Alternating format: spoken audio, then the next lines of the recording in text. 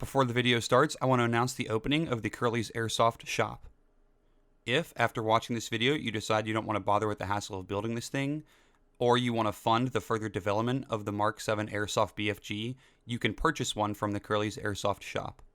On the CurlysAirsoft shop, the Mk-7 comes in 3 different color options, black, tan, and green, and I'm selling them for $35 plus shipping. If you purchase the Mk-7 on the CurlysAirsoft shop, it does not include the AEG spring or the 209 shotgun primers. Until March 27th, I am running a coupon code for free domestic shipping. The code is Mk-7 BFG. That's all for the advertisement. Hope you guys enjoy the video.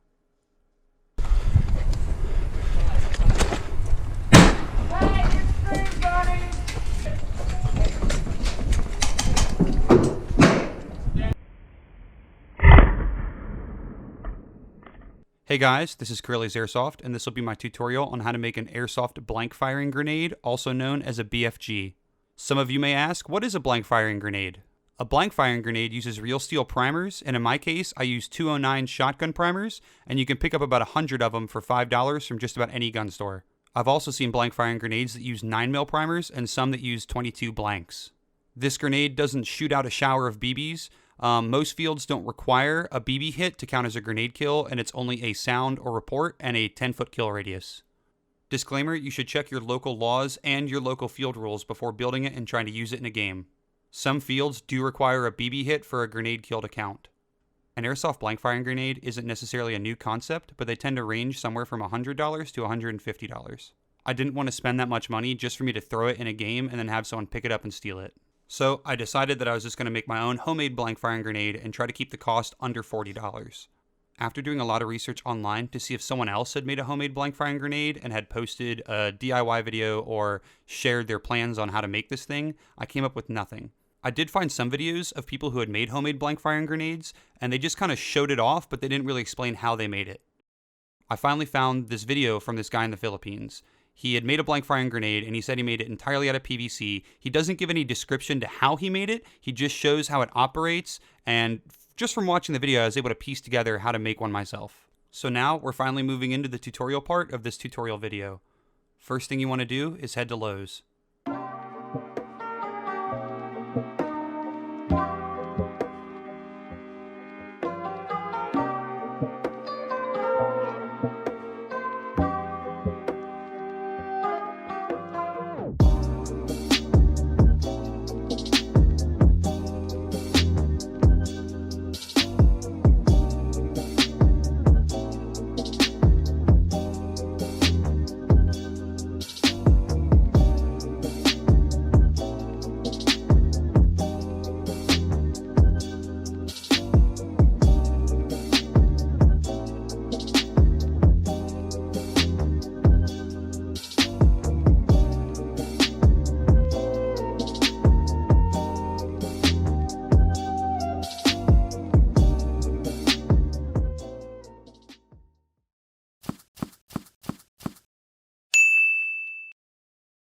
So there is one thing I wasn't able to find at Lowe's that you are going to need, and that's these metal 1-inch closure plugs. I was able to find them at Home Depot, and they should be located in the electrical department. So the tools and other supplies you're going to need to create this grenade are as follows. You're going to need something to cut the PVC pipe. In my case, I'm using a hand miter saw, but a PVC cutters or a hacksaw or anything that'll cut through the pipe will work. You're also going to need a tape measure, some 80 grit sandpaper, a pencil, and a thin point Sharpie. To make your holes, you're going to need a drill or a drill press. In my case, I'm going to be using a drill press. You can use a hand drill, but just if you do, make sure that your holes are really accurate and straight. You're also going to need something to cut your firing pin, and because I have no subtle bone in my body, I'm going to use an angle grinder, but even just a pair of wire cutters or a hacksaw or something like that would work just fine. The next thing you're going to need is an Airsoft AEG spring, preferably an M120. Because I play Airsoft, we have a lot of these things lying around, but they're normally about $10 on e-bike. Of course, you're also going to need your 209 shotgun primers, which like I said earlier, you can get from just about any gun store. You also need some PVC cement, which you can also pick up at Lowe's while you're there, but I already had some at home, so I didn't get it while I was at Lowe's. The next thing you're going to need is some epoxy. I really love the DevCon 5-minute clear epoxy. I use it for just about everything when I need to glue something. And last but not least, a table saw, or really just anything that you can cut a PVC pipe in half with lengthwise.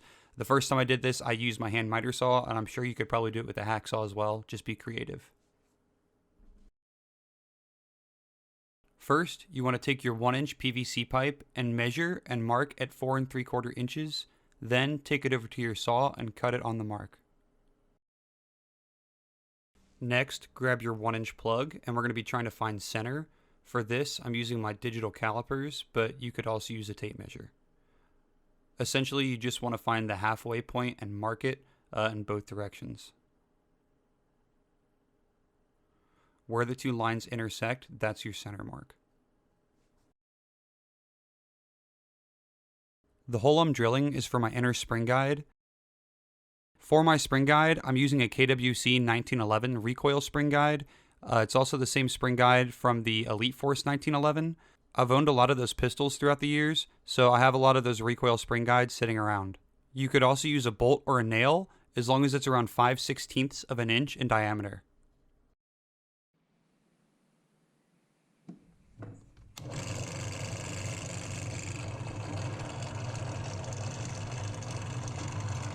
So my final hole for my spring guide is going to be a 5/16 inch hole. However, I'm using a smaller bit first, just so when I use the larger bit, I can hit my mark more accurately.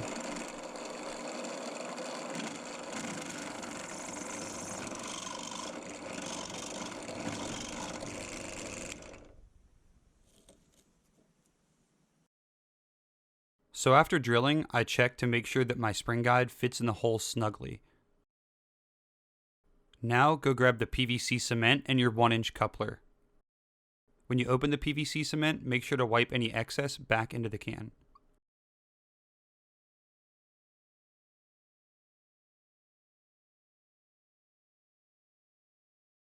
Apply it generously to the inside of the coupler and to the outside of the plug.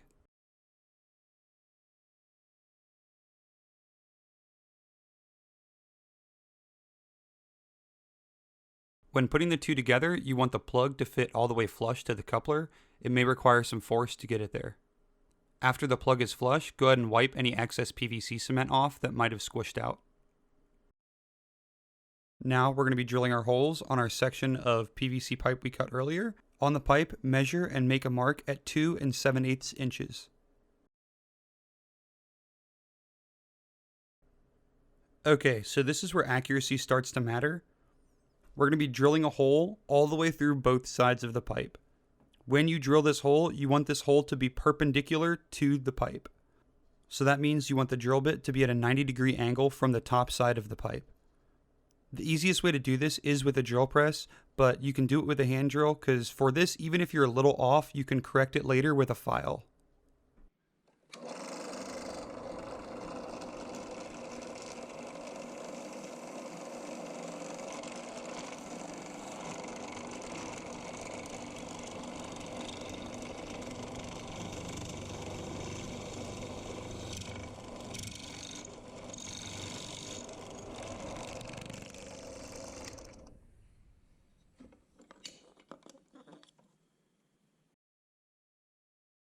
Okay, so now the pipe should have a hole on either side. Now go grab the rivets and we're going to start removing the nails from the actual rivet.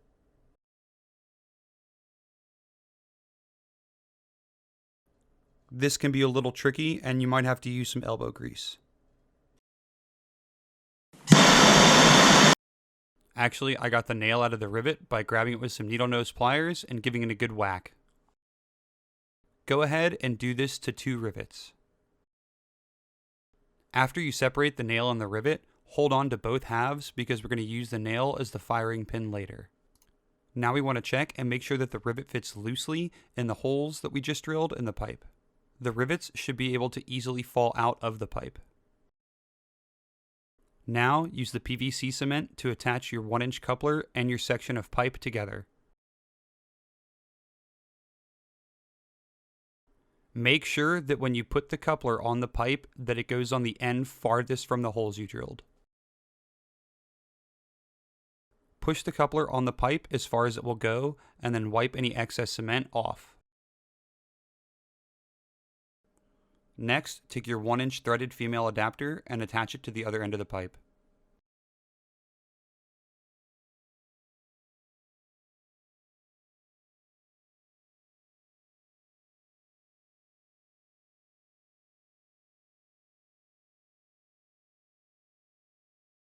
Now, here comes another tricky part. We need to cut the 1 1/4 inch PVC pipe down the middle lengthwise.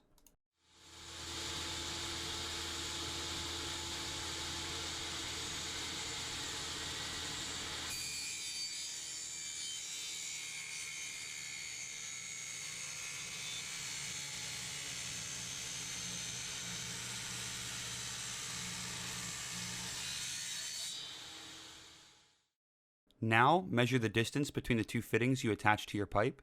If you've done everything right, it should be around 2 7/8. So now, on the 1 1/4 inch PVC pipe we just cut down the middle, we're going to measure to 2 3/4 inches.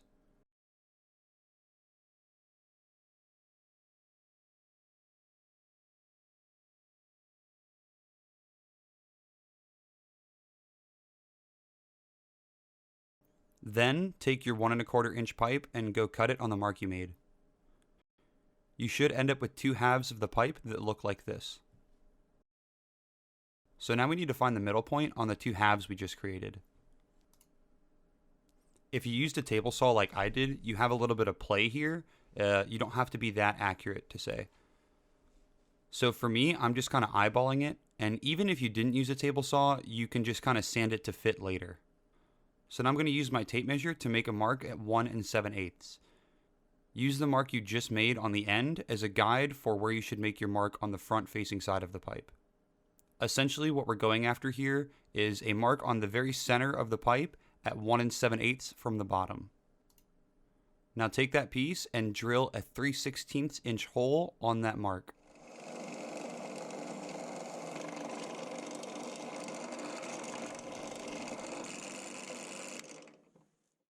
Go ahead and repeat that process for your other half of the 1 1/4 inch pipe. Go ahead and fit both your rivets inside the 3/16 inch holes.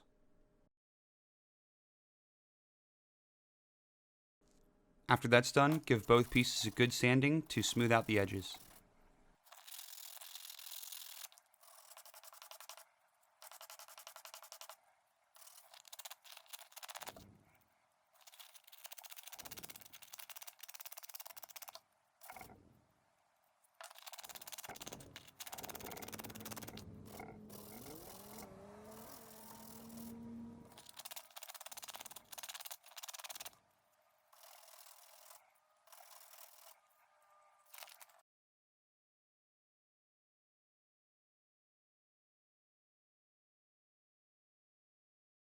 So unfortunately, I forgot to film this part, but essentially you want to drill a 15/64 inch hole in the center of these little end caps you can get. Fortunately, on the end caps, there are machine marks, and these little machine marks are from when the part was originally made, and it shows you where the center mark is, so that way you know where to drill. You want to drill this piece with a 15/64 inch drill bit. This will be the hole for the 209 primer. Now take a small drill bit. It doesn't really matter what size as long as it is smaller than 15/64. And we're going to drill 4 small holes surrounding the center hole we just drilled. These are just ventilation holes for any back pressure that might go down into the tube and are just kind of a redundant safety feature. They don't really serve any function as far as how the device operates.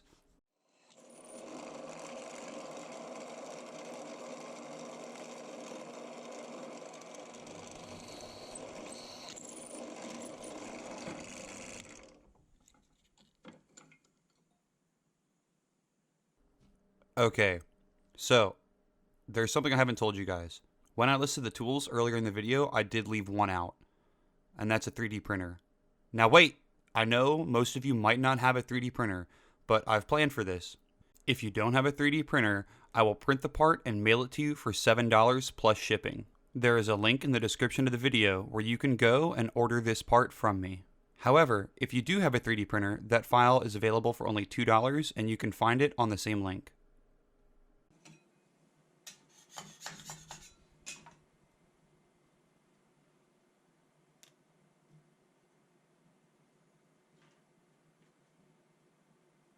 So now, after you've printed that file or ordered it from me, you want to go get your firing pin. It's that nail from the rivet earlier, and you need to make a mark on it at 1 inch. When you measure and make your mark, make sure you're measuring from the pointy side towards the blunt side. After you've made the mark, it's time to cut the firing pin. If you're going to use a bench vise like I am, make sure the pointy part is the side that's being clamped into the bench vise. That way, after you cut it, the part that you want doesn't go flying across the room.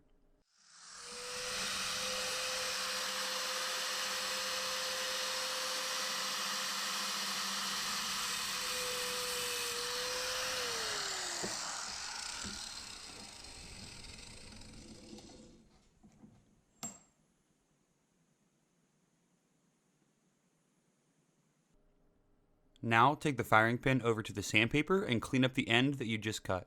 What we're going for here is we're trying to get the firing pin flat and slightly rounded around the edges. While sanding, after making a couple passes, I check the progress on the firing pin. This helps just accurately get the desired result. Also, while we're sanding the firing pin, go ahead and flatten out the pointy end. While we're here with the sandpaper, now is a good time to sand the cylinder and kind of clean up the print. If you ordered the cylinder from me, I will have already done this.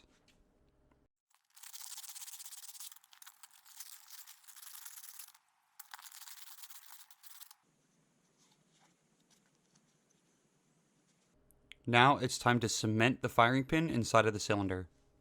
Go ahead and mix up a tiny bit of your epoxy and start placing it on the hole in the top of the cylinder.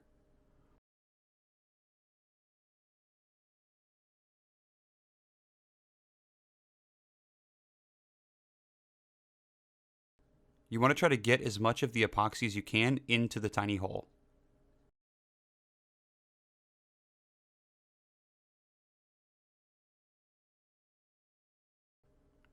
Now take your firing pin and roll what used to be the pointy end around in the epoxy, coating the bottom side.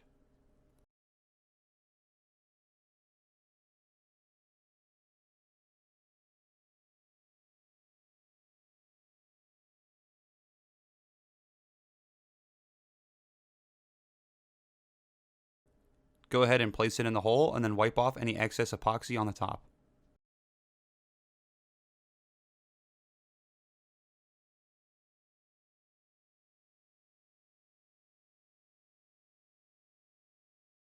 You want to try to get the firing pin to be as straight as possible, so to do this, I spin the cylinder in between my fingers and watch the firing pin. If it looks like the firing pin is moving or isn't spinning perfectly straight, I make little adjustments with my fingers until it's getting about as close as I can get it.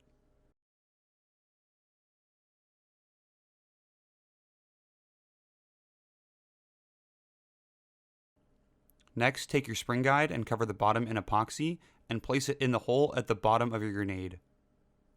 Again, for my spring guide, I used a spring guide off of an Airsoft 1911. However, you could use a bolt or really pretty much anything that will fit inside an Airsoft AEG spring.